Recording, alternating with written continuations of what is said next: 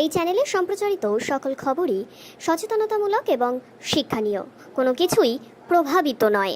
টিভিতে সম্প্রচার হওয়ার 72 ঘন্টা পর বাবা মার আত্মহত্যার হুমকির খবর শোনার পর ঘরে ফিরল মাধ্যমিক পরীক্ষার্থী। খুশির হাওয়া বসিরহাটে। ঘরে ফিরল নিখোঁজ ছেলে এবং তাদের ছেলেকে পেয়ে আত্মহারা হয়েছেন বাবা মায়েরা। 2025-এর 4 জানুয়ারি খবর সম্প্রচার হওয়ার পর উত্তর 24 পরগনার বসিরহাট মহকুমার মাটিয়া থানার রাজেন্দ্রপুর গ্রাম পঞ্চায়েতের নলডির বছর 16-র মেধাবী ছাত্র আব্বাস উদ্দিন মণ্ডল পড়াশোনার সুবাদে হাওড়া আলামিন মিশন হোস্টেল থেকে পড়াশোনা করতেন। 2025-এর মাধ্যমিক ছাত্র মিশনে থাকাকালীন পড়াশোনায় খুব ভালো এই মেধাবী ছাত্র হঠাৎই নিখোঁজ হয়ে যান এবং তার দায় পুরোটাই গিয়ে পড়ে তার শিক্ষকের বিরুদ্ধে। তার শিক্ষকের র্যাগিংয়ের কারণেই তাকে নিখোঁজ হতে হয়েছিল, এমনটাই কিন্তু তিনি জানিয়েছিলেন একটি চিঠির মাধ্যমে। এবার সেই ছাত্রকে খুঁজে পাওয়া গেল হাওড়া থেকে। দেখাবো সেই চিত্র। মিশন থেকে বেরিয়ে আমি একটা মাস হাওড়া স্টেশনে যাই। হাওড়া স্টেশনে একটা দোকানে আমি কাজ পাই, সেখানেই একটা মাস তা কাটিয়ে ফেলি। কেন গিয়েছিলাম বলতে গেলে, আমি মিশনে একটু বন্ধুদের সাথে আড্ডা মারছিলাম। সেই সময় এক স্যার ধরে ফেলে আমাদেরকে। সেই আড্ডাটা স্যারদের খুব একটা পছন্দ হয়নি, সেই জন্য একটু উল্টোপাল্টা বলে দেয় আমাকে।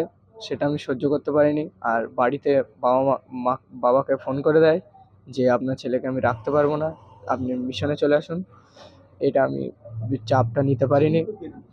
চিঠিগুলো আমি লিখেছিলাম। চিঠিগুলো লেখার কারণ উদ্দেশ্য একটাই, যে আমি যাচ্ছি এটা জানানো, এবং যাতে বাড়িতে ততটা একটা হইচই না হয়, টেনশন না করে, সেই উদ্দেশ্যে আমি চিঠিগুলো লিখেছিলাম। চিঠিতে স্পষ্টই জানানো ছিল যে আমাকে খোঁজারও কোনো দরকার নেই, আর আমি সাবধানেই থাকবো, আর তোমরাও বাড়িতে সাবধানে খুশিভাবে থাকবে। সেই জন্য ওইগুলো লিখেছিলাম চিঠিগুলো। হ্যাঁ, কিভাবে বাড়ি ফিরলাম? কিছুদিন আগে আমি একটা মোবাইলে দেখি, আমার এক বন্ধু কর্মচারী মোবাইলে একটা নিউজ দেখি।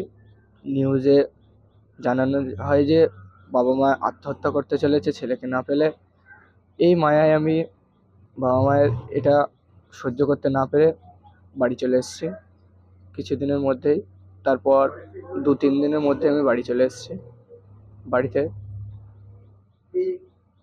প্রথমেই ধন্যবাদ জানাই আপনাদের চ্যানেলে খবর সম্প্রচারিত হওয়ার পর আমার ছেলে বাড়ি এসছে। চ্যানেলকে অত্যন্ত ধন্যবাদ। এই মুহূর্তে ঠিক আছে, ছেলে বলছে যে আমি একটা হাওড়া স্টেশনে 1 নম্বর গেটের মুখে একটা চপবাজির দোকানে কাজ নিয়েছিল। 1 মাস 1 দিন পর বাড়ি এসছে। চ্যানেলকে এবং চ্যানেলকে অবশ্যই ধন্যবাদ। আমি 1 মাস ধরে প্রশাসন এবং মিশনের এবং নিজেও খুঁজেছি, আমি পাইনি। যেটা 72 ঘন্টার মধ্যে টিভি চ্যানেল সংবাদ হওয়ার পরে আমার ছেলে পেয়েছে। ধন্যবাদ আবার চ্যানেলকে।